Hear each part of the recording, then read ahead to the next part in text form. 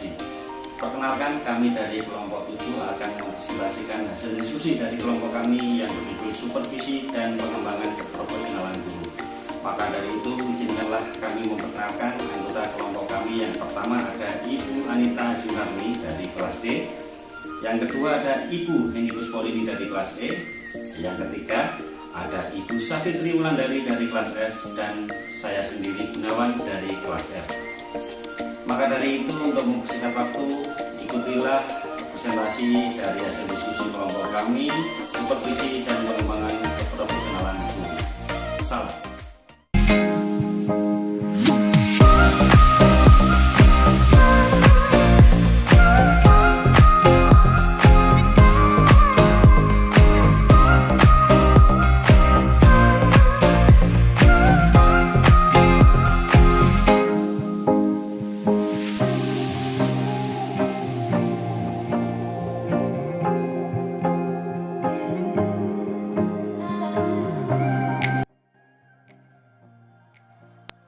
Jika membicarakan tentang pendidikan, tentu tidak akan lepas dengan yang namanya supervisi, karena di sini supervisi punya andil yang besar dalam peningkatan pendidikan.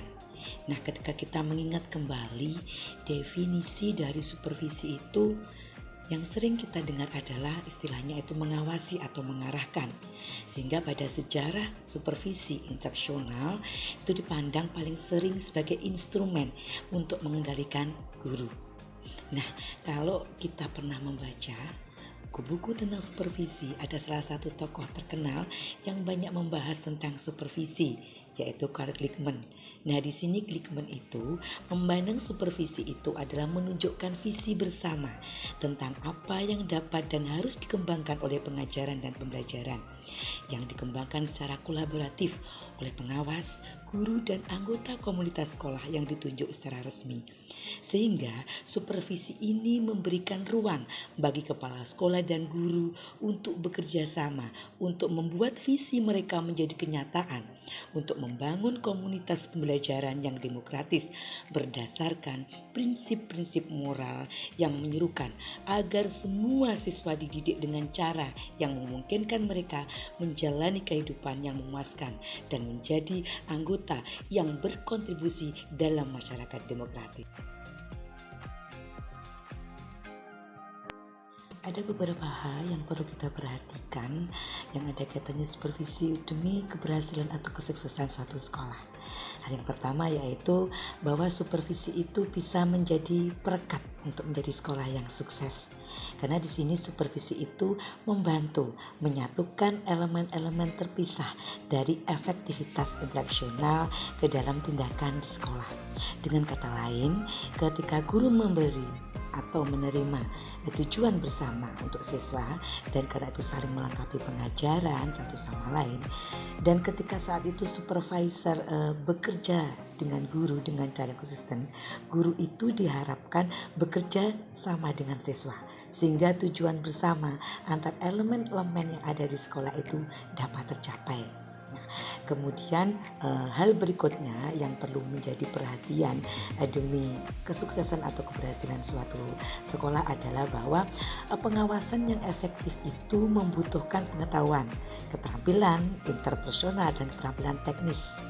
Hal tersebut diterapkan melalui tugas pengawasan teknis pendampingan langsung kepada guru, pengembangan kurikulum, pengembangan profesional, pengembangan kelompok, dan penelitian tindakan, dan juga tugas budaya untuk memfasilitasi perubahan, menangani keragaman, dan membangun komunitas. Hal berikutnya yang juga perlu mendapat perhatian bahwa guru dan pengawas itu harus memiliki hubungan kolegial, bahwa pengawasan harus menjadi kewenangan guru dan juga pengawas. Di sini bahwa guru itu harus berkolaborasi satu sama lain untuk perbaikan pembelajaran. Maka dari itu antara guru dan supervisor pun juga harus mengubah cara berpikir mereka tentang kepemimpinan dan supervisi instruksional, sehingga mereka pada akhirnya mampu berkolaborasi sepenuhnya dengan supervisor sebagai pemimpin instruksional. Dan hal berikutnya yang tidak lupa untuk selalu kita perhatikan bahwa Untuk keberhasilan dan kesuksesan suatu sekolah kita perlu memperhatikan yang namanya supervisi instruksional kepemimpinan komunal, yang artinya di sini bahwa supervisor menjadi fasilitator komunitas praktik yang menggunakan inquiry, kolaboratif, reflektif, dan dialog itu untuk mengembangkan visi kolektif tentang seperti apa pengajaran dan pembelajaran yang diinginkan, mengeksplorasi cara untuk bergerak menuju visi atau tujuan yang ingin dicapai, dan menilai kemajuannya untuk tujuan perbaikan yang terus-menerus. Nah, pada kegiatan supervisi komunal ini melibatkan semua profesional di komunitas sekolah yang di dalamnya menerima tanggung jawab moral untuk meningkatkan pengajaran dalam rangka meningkatkan pembelajaran bagi semua siswa. Salah satu hal dari supervisi yang bisa membantu keberhasilan atau kesuksesan dari sekolah itu salah satunya yang tadi kita bahas adalah tentang kepemimpinan instruksional. Nah, dalam kepemimpinan instruksional ini tidak hanya menempatkan supervisor bagian yang mengawasi, sedangkan guru hanya sebagai pengajar saja. Nah, karena dalam kepemimpinan instruksional ini ada beberapa tujuan yang ingin dicapai. Salah satunya yang pertama adalah mempromosikan sekolah demokratis dan pendidikan yang demokratis. Kemudian di sini memungkinkan sekolah itu untuk memanfaatkan pengalaman dan keahlian guru-guru yang ada di sekolah tersebut.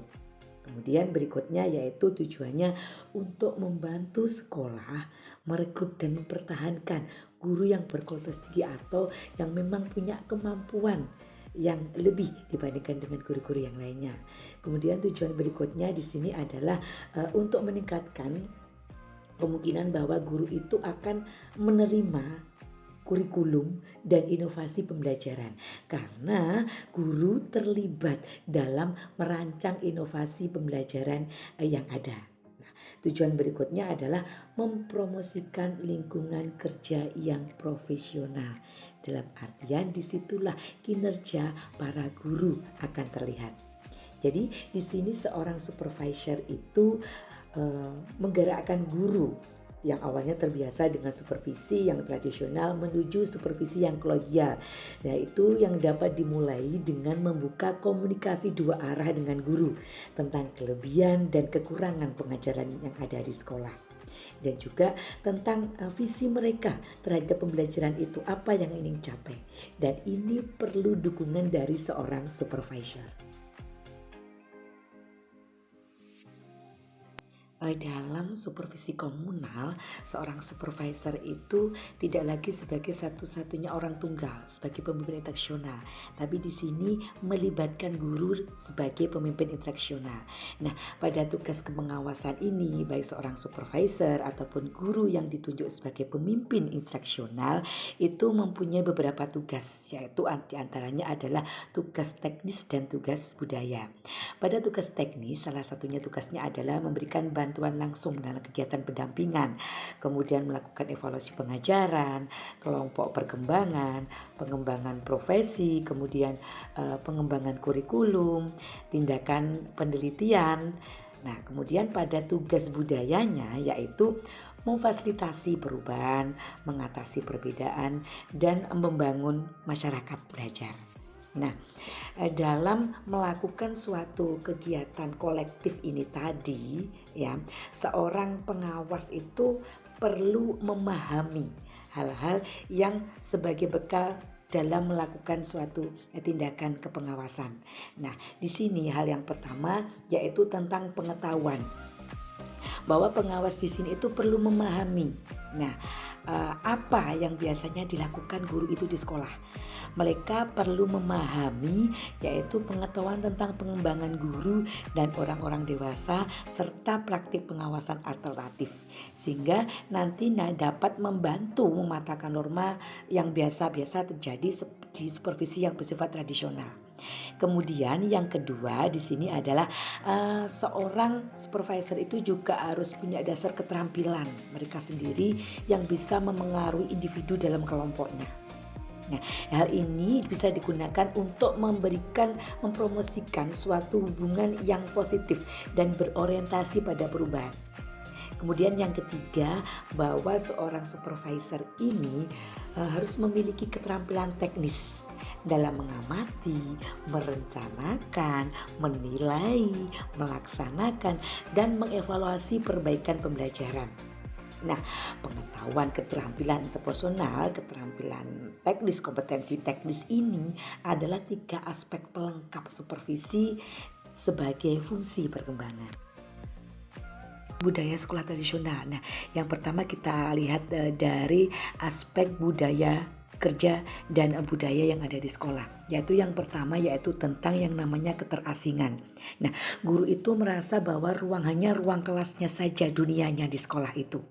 Jadi dia tidak ada kesempatan untuk bisa mengamati kelas yang lainnya. Jadi kegiatan pembelajaran yang dilakukan di kelasnya sekolah itu hanya privasi tersendiri, otonomi pribadi. Tidak bisa didiskusikan dengan guru-guru yang lainnya. Nah, keterasingan secara fisik ini juga akhirnya menyebabkan keterasingan secara psikologis. Ya, karena mereka lama-lama juga akan bosan dengan kegiatan yang dilakukan di kelas itu saja. Kemudian hal berikutnya dalam budaya kerja itu dan budaya sekolah yang masih kita anggap tradisional yaitu adalah adanya dilema psikologis. Nah, situasi dan kondisi monoton yang ada di kelas itu yaitu membuat kondisi psikologisnya itu karena bertemu dengan anak-anak itu saja, kemudian juga artinya tidak bisa memberikan layanan psikologis secara menyeluruh kepada anak-anak. Nah, sehingga guru itu mengambil suatu kebijakan merutinkan apa yang terjadi di dalam kelas. Nah, karena untuk menghindari memberikan berbagai bentuk pelayanan yang banyak kepada semua siswa. Nah, rutinitas yang mengajar seperti itu memang menghindari guru untuk konflik agar dia tidak merasa kewalahan secara psikologis dalam menanggung tanggung jawabnya untuk mengajar sejumlah besar siswa dan untuk mengenali masing-masing perbedaan siswa. Kemudian hal berikutnya yang budaya kerja yang masih tradisional yaitu tentang rutinitas mengajar. Rutinitas mengajar yang dilakukan seakan-akan itu sudah terjadwalkan oleh sekolah bahwa jam sekian sampai jam sekian ini mengajar, jam sekian sampai jam sekian ini adalah kegiatan ini. Nah, mereka tidak diberi keleluasaan untuk mengembangkan kegiatan-kegiatan selama di sekolah itu. Kemudian selanjutnya adalah induksi guru pemula yang tidak memadai. Nah, ketika ada seorang guru yang masuk dalam suatu lembaga, disinilah induksinya, istilahnya pendampingan terhadap kegiatan guru itu masih kurang memadai. Karena mau tidak mau di situ itu dalam kegiatan induksi guru ini sumber dayanya itu mungkin yang pertama kurang memadai, kemudian tugas pekerjaannya itu sulit, kemudian karena tidak ada harapan apa sih yang mau dicapai oleh seorang guru pemula itu, kemudian mentalitas dari seorang guru pemula itu yang masih timbul tenggelam. Nah, belum terbentuk mental seorang pendidik. Nah, kemudian juga ada namanya kejutan realitasnya yang diekspektasikan seorang guru baru dengan ternyata realitanya itu amat sangat jauh berbeda. Kemudian hal berikutnya yaitu tentang ketidakadilan. Nah, di sini ketimpangan antara guru berpengalaman dengan guru yang pemula. Di sini adalah kurang tersedianya sarana prasarana sekolah yang memadai. Nah, kemudian berikutnya adalah karir tanpa panggung. Dalam pengembangan karir utamanya bahwa di sini karir baik guru yang baik dan yang berpengalaman maupun yang masih pemula itu tugasnya sama. Tidak ada jenjang karir yang lebih tinggi ketika dia menunjukkan keprofesionalannya. Kemudian berikutnya adalah kurangnya dialog tentang instruksi. Nah, di sini kurangnya adanya dialog antar sesama guru yang membahas terkait dengan masalah pembelajaran. Sehingga karena di sini kurangnya keterlibatan guru itu dalam menyusun dan mengembangkan kurikulum. Karena guru itu hanya tinggal seorang pemakai kurikulum karena dia hanya berkutat pada kelasnya saja. Ya, karena di sini karena tidak ada kolaborasi ini sehingga guru itu tidak memperoleh kesempatan untuk menyumbangkan pengalaman, pengetahuannya untuk kebijakan-kebijakan yang ada di sekolah. Dan hal berikutnya yaitu tentang konservatisme. Pembelajaran masih berpusat pada guru, ya, teacher center. Nah, di sini bahwa jadi apa yang disampaikan guru di kelas itu bukan berdasarkan penelitian, tapi hanya berdasarkan pada pengalaman. Kemudian aspek berikutnya terkait dengan masalah sekolah yang masih tradisional, yaitu kita lihat dalam budaya. Hal utama di sini yang sangat ditunjukkan itu adalah bahwa dalam sekolah itu masih mengabaikan kehidupan siswa yang ada di luar sekolah, minat siswa dan kebutuhan siswa dan pembelajaran. Kemudian juga mengabaikan perbedaan-perbedaan budaya yang ada pada siswa. Berikutnya adalah guru itu terisolasi dalam kelompoknya sehingga dia tidak bisa mengembangkan dirinya, tidak mampu berkolaborasi untuk saling sharing terkait entah itu pengembangan pembelajaran maupun pemecahan permasalahan dalam pembelajaran.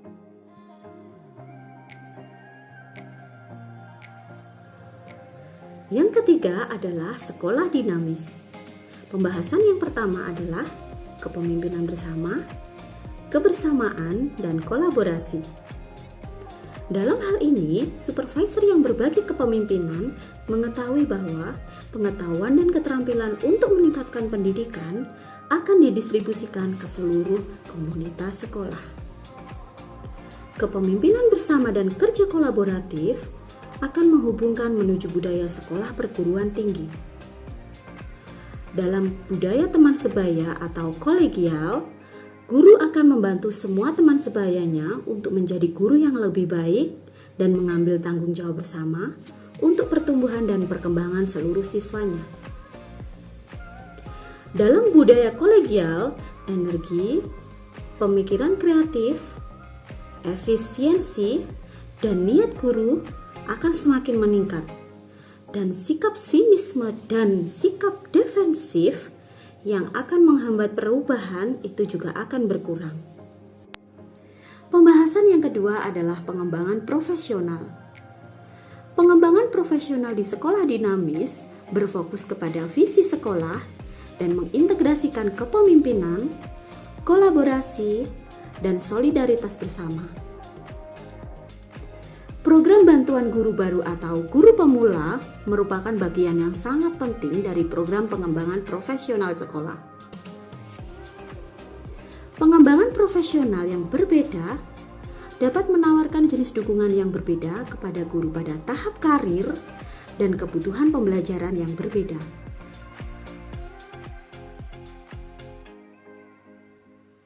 Pembahasan yang ketiga adalah iklim belajar yang positif. Iklim belajar yang positif memiliki beberapa karakteristik, antara lain, yang pertama adalah lingkungan aman. Siswa dalam iklim belajar yang positif akan merasa aman secara fisik dan emosional. Lingkungan aman di sini meliputi fasilitas sekolah yang bersih dan terawat, teknik disiplin yang positif dan proaktif, serta kebijakan anti perundungan yang diterapkan secara ketat dan wajib ditaati oleh seluruh siswa. Orang dewasa yang hadir di sekolah, yakni guru dan tenaga kependidikan, akan memantau perilaku siswa dan harus bersedia memberikan bantuan untuk mengelola konflik dan permasalahan yang dihadapi oleh siswa. Yang kedua adalah nada moral.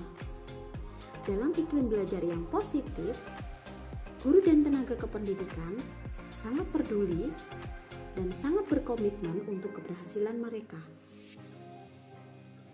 Dalam hal ini, siswa akan dihormati dan diperlakukan secara adil. Guru dan tenaga kependidikan akan selalu mendengarkan keluh kesah mereka dan menanggapinya dengan serius.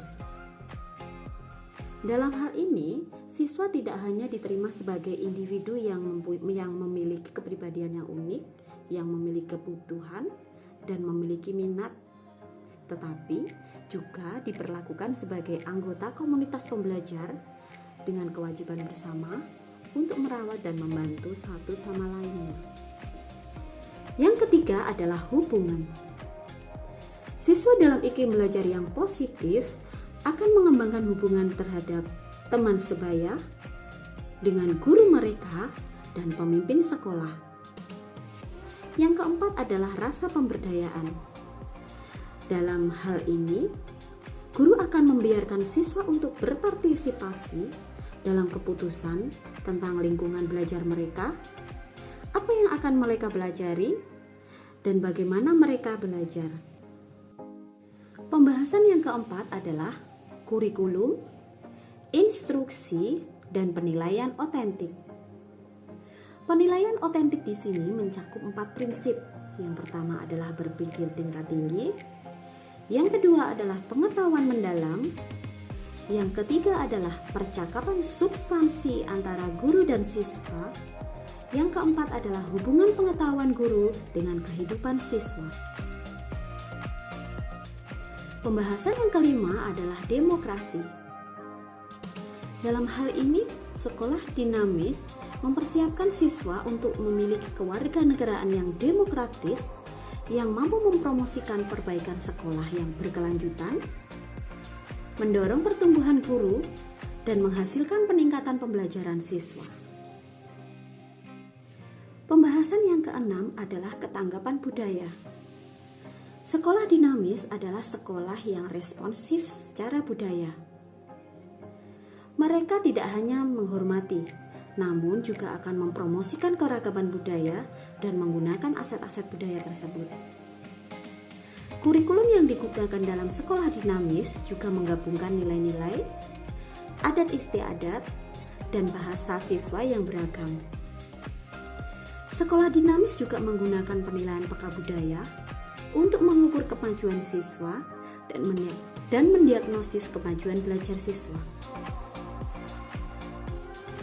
Pembahasan yang ketujuh adalah kemitraan jaringan. Kemitraan jaringan dalam sekolah dinamis meliputi kemitraan sekolah dengan masyarakat, kemitraan sekolah dengan universitas atau perguruan tinggi, kemitraan sekolah dengan bisnis, serta jaringan yang membantu mempromosikan pertumbuhan profesional individu. Pembahasan yang kedelapan adalah paradigma kuantum dan sekolah dinamis. Berikut ini adalah aspek-aspek paradigma kuantum yang paling relevan dengan sekolah, yakni ketidakpastian dan potensi, komplementaritas, belitan atau keterikatan, pengamatan dan pengukuran kuantum, serta holisme.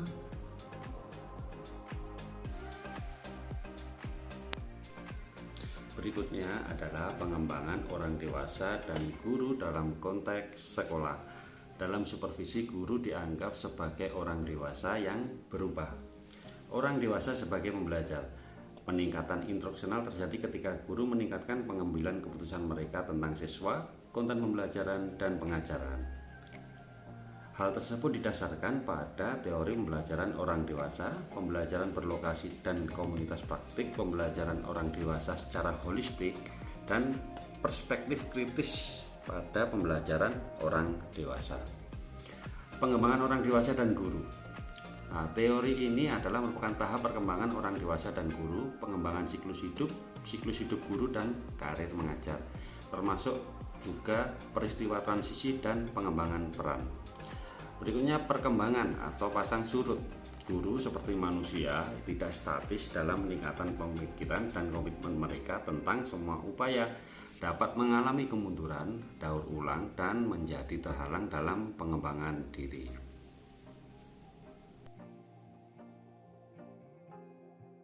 Keyakinan pendidikan yang berbeda menyebabkan tujuan instruksional yang berbeda pula, di mana strategi pengajaran yang diterapkan juga berbeda.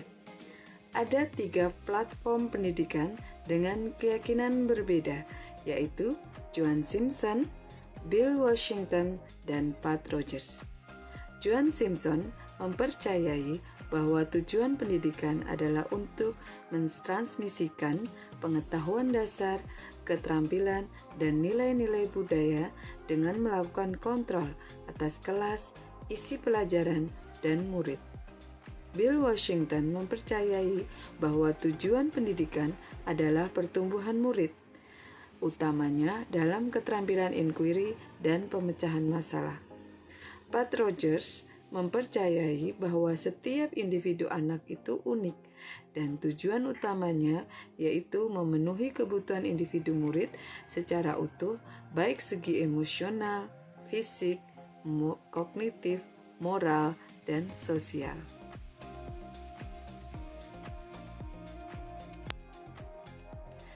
Ada 3 platform pengawasan yang beragam, yaitu Bob Reynolds, Jen White, dan Sean Moore. Bob Reynolds mempercayai bahwa supervisi bertujuan untuk memantau guru dalam menentukan apakah pengajarannya mencakup unsur-unsur pengajaran yang efektif. John White mempercayai bahwa supervisi bertujuan untuk melibatkan guru dalam penyelidikan timbal balik untuk meningkatkan pengajaran. Sean Moore mempercayai bahwa supervisi bertujuan untuk mendorong refleksi dan otonomi guru dan untuk memfasilitasi peningkatan instruksional yang didorong oleh guru. Pengawasan terkait dengan filsafat ada 3 macam, yaitu esensialisme, eksperimentalisme, dan eksistensialisme. Esensialisme, seorang supervisor adalah yang paling berpengetahuan tentang standar absolut dan menangani guru secara mekanistik untuk mengatur dan memberikan konten kepada murid. Eksperimentalisme, supervisor bekerja secara demokratis dengan guru untuk mencapai tujuan kolektif yang akan membantu semua orang. Eksistensialisme, supervisor menyediakan lingkungan bagi guru untuk mengeksplorasi kemampuan fisik dan mentalnya sendiri.